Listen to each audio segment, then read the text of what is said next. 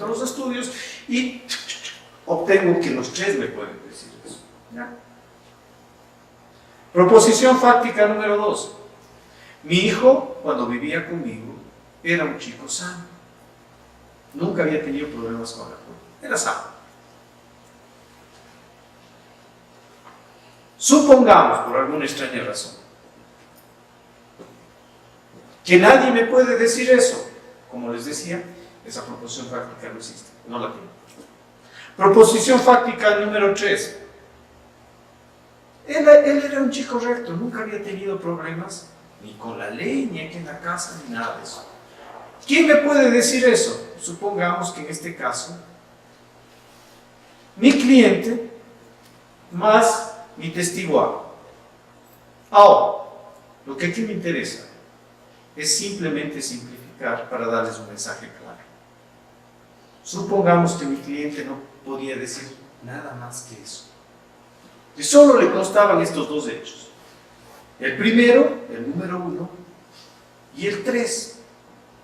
Obviamente, que en este caso habrá 6, 7, él va a saber casi toda la historia. Pero quedémonos con un testigo cualquiera que solo sabe los dos hechos, 1 y 3. El momento que yo sé eso, cambió radicalmente la historia. ¿Por qué? Porque ahora, cuando él pase a declarar, esto ya no es cuestión de nuevamente volver al azar. Ojalá tenga suerte y diga lo que quiero. De la inspiración, ojalá baje una musa ahí, le haga decir lo que yo necesito. No. Ahora que yo preparé mi caso, ya sé exactamente lo que tiene que decir, que es 1 y 3. Eso quiere decir que de todo el bla que él va a contar, lo que a mí me interesa es 1 y 3. Que yo no me voy a sentar hasta obtener 1 y 3. Que mi cabeza está centrada en eso.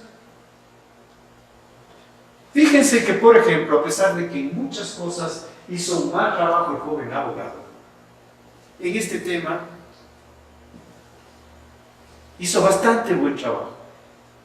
Esa proposición fáctica, él tuvo una proposición fáctica, un hecho que trabajó con ese testigo. ¿Cuál fue? ¿Qué tema destacó mientras lo interrogaba a la señora Black y se encargó de clavarle en la cabeza del juez? ¿Qué le interesaba destacar de todo ese testimonio? ¿Quién se dio cuenta? De que el doctor no era especialista. No, eso surgió más bien en el contraexamen. ¿Cuándo interrogaba? En la primera parte. No. La contradicción. ¿Qué? La contradicción. Ese era el abogado de la contraparte. Estamos en el interrogatorio. Cuando el joven abogado le interrogaba, cuando hubo todas las objeciones, ¿qué punto destacó claramente? La compra de la póliza. No. ¿Qué había en la pared? ¿Qué se proyectaba?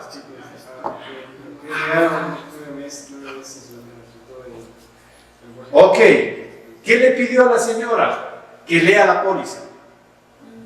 Cuando ella estaba leyendo y pronunció la palabra en español, usted debe ser estúpida, estúpida, estúpida, ¿salió o no un hipervínculo?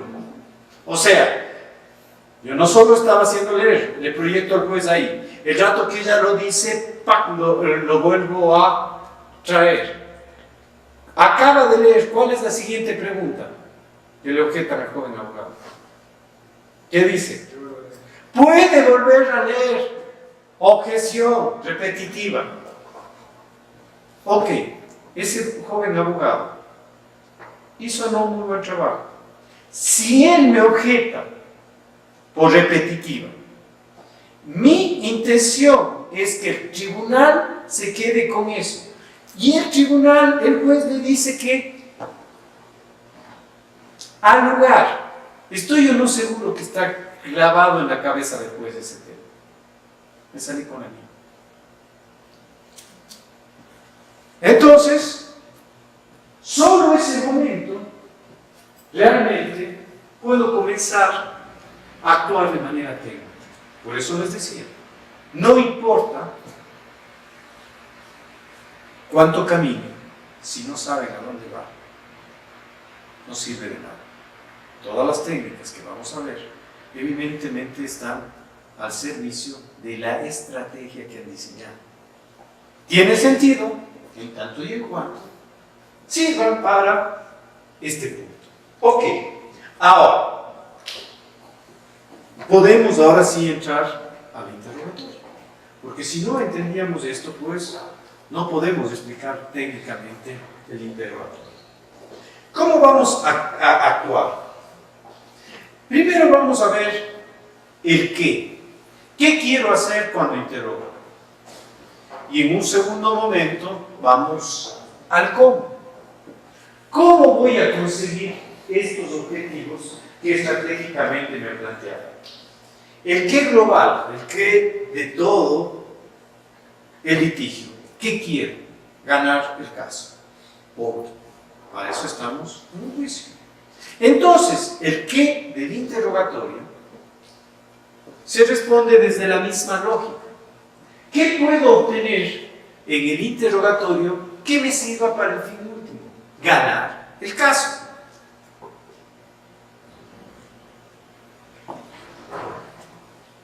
¿Qué objetivos estratégicos puedo obtener? ¿Qué pasos puedo obtener mientras interrogo para ese fin? Básicamente nos vamos a ocupar de 3 puntos. Punto número 1. Acreditar al testigo. ¿Qué es esto? A ver.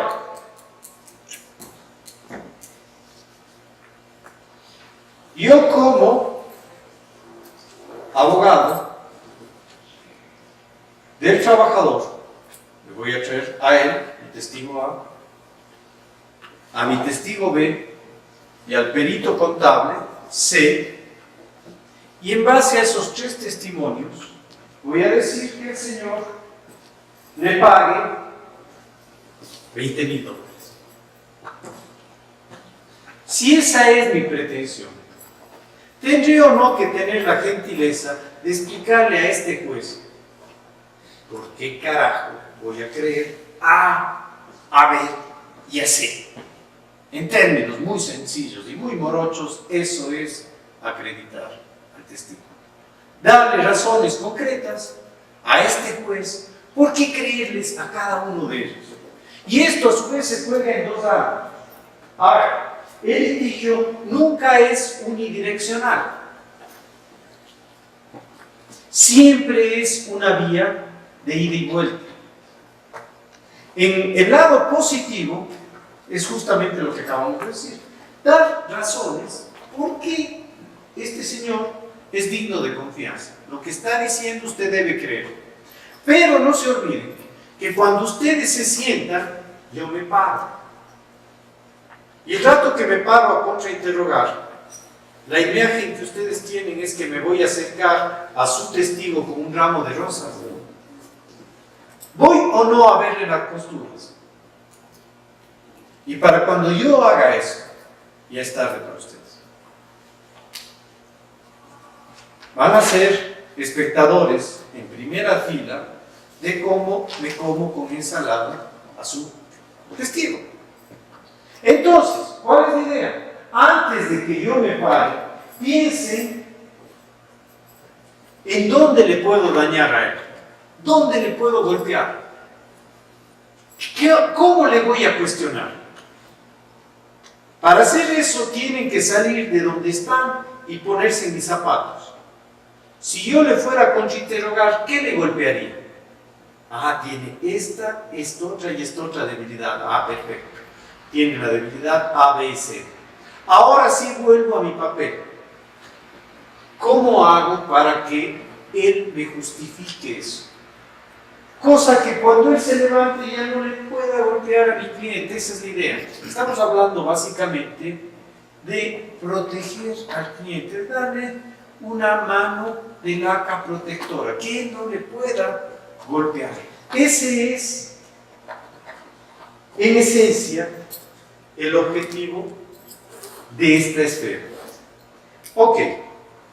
Entonces, acreditar al testigo tiene la esfera tanto activa, avanzar en dar razones, como defensiva, evitar que me lo golpee. Segundo objetivo. ¿Qué sintieron ustedes cuando vieron a ese joven abogado interrogar? ¿Qué sentían? El momento que le objetaba, ¿qué sentían ustedes? No digo qué sentía el abogado, no te pongas en los zapatos de él. Tú como observador externo, ¿tú qué sentías cuando veías a ese joven abogado interrogar? Eso es un razonamiento. Vamos, sentimientos, ¿qué sentías? Vergüenza ajena, ¿no es cierto? Desesperación, angustia. Fíjese que el juez también sentía eso. Llegó un momento en que ya desesperado le dice: oiga, ¿por qué no le da la póliza y le pregunta por qué la compró? O sea, ya el juez estaba sintiendo lo mismo que ustedes sentían. Ahora,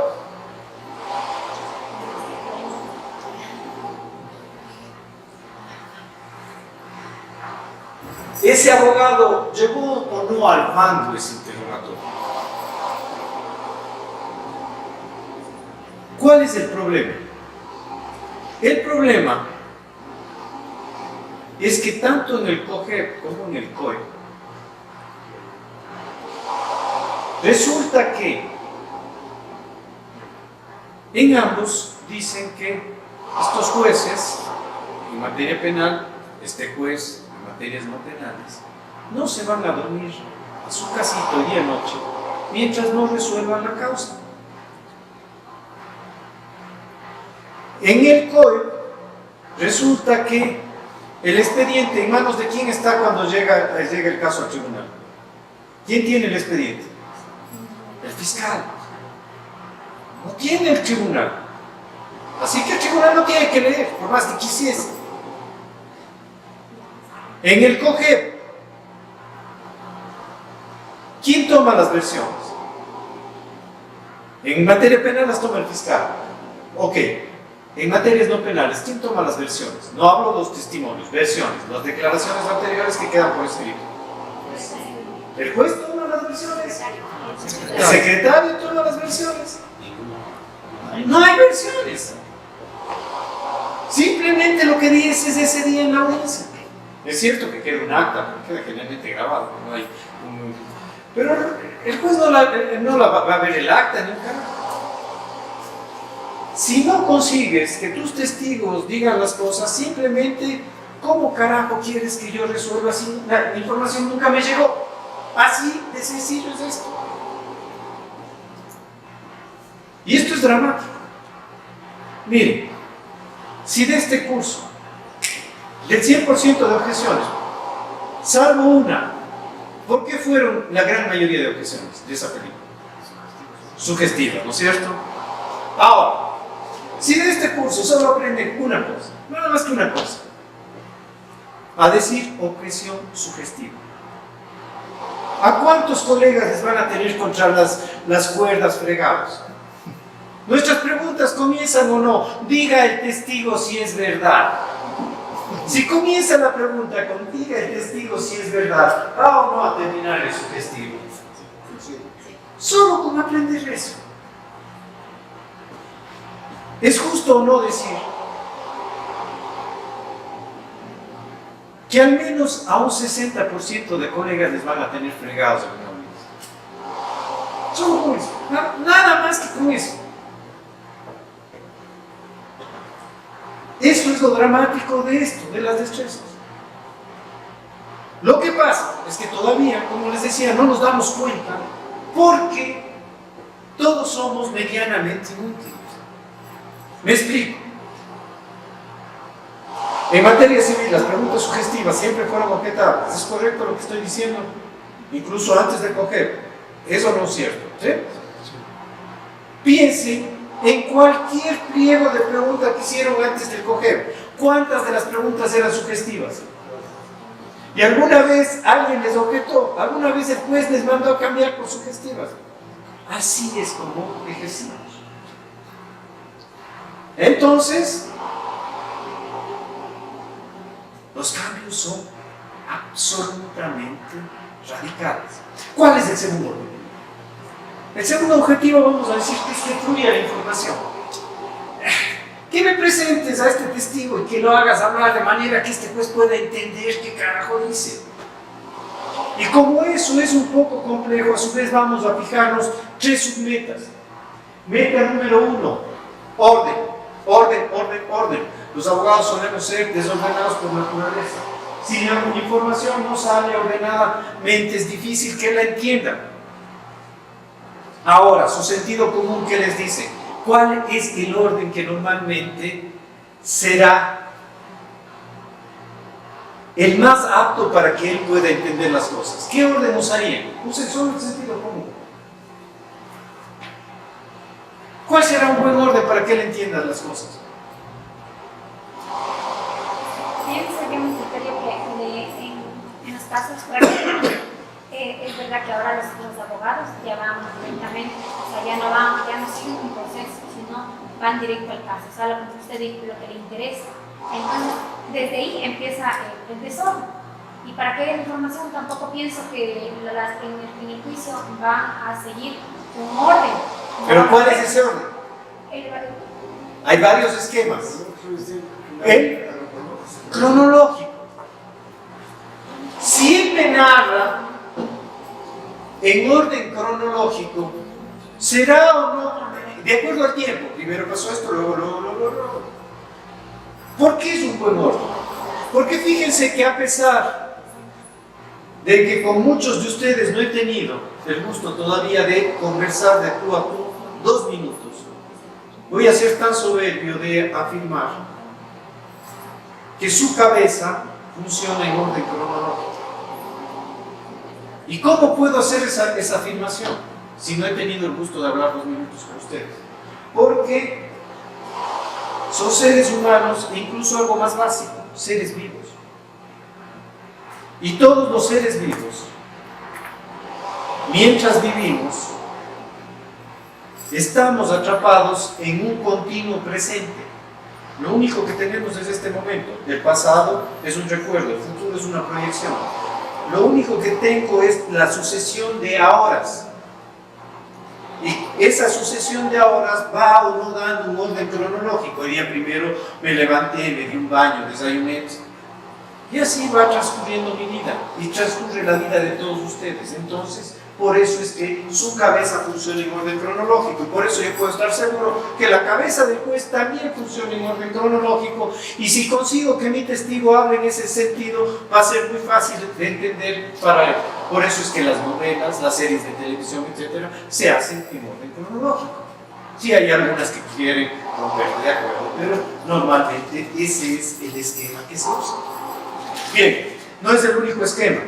Hay ocasiones que este esquema es insuficiente, que necesitas un orden temático, por temas. Voy a este tema, a este otro, a este otro. Por ejemplo, volvamos al conflicto entre madre y padre. Cuando hable la madre, va a haber solo una narración de hechos. Una madre respecto a su hijo en un tema de custodia va a hablar solo sobre un cuento, sobre algún hecho de esos, como para ordenarme en orden cronológico, o a lo mejor yo necesito, por ejemplo, saber cómo era su relación antes de la separación, cómo es después de la separación, cómo es su relación con su hijo, cómo era antes de la separación, después de la separación, cómo era la relación del padre antes, después, cómo es la relación de este chico con sus amigotes, qué pasó con la escuela, qué pasó con el alcohol.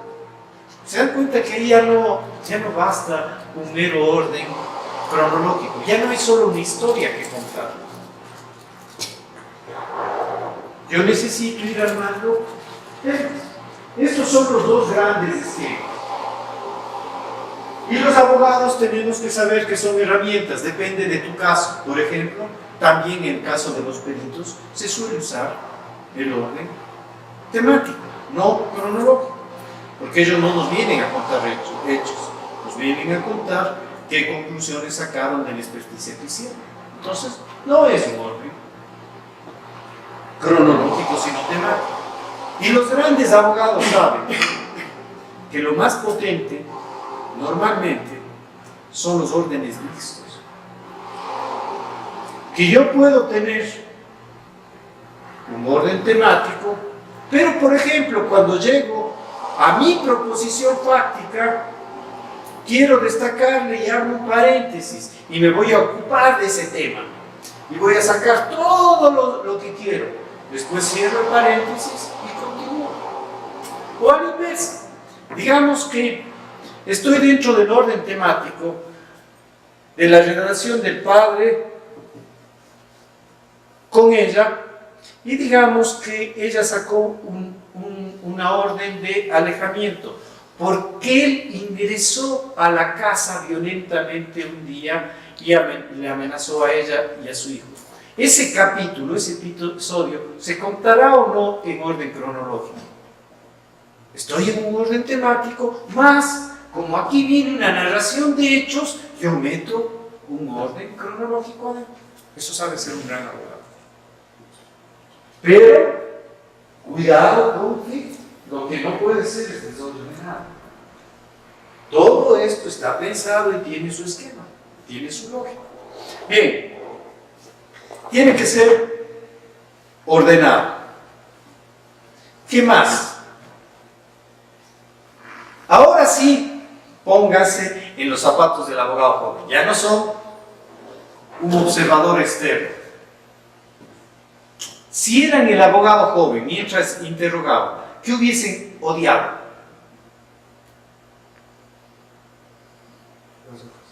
Las objeciones. Esa es la maldita palabra que tiene que aprender a oír. Ok.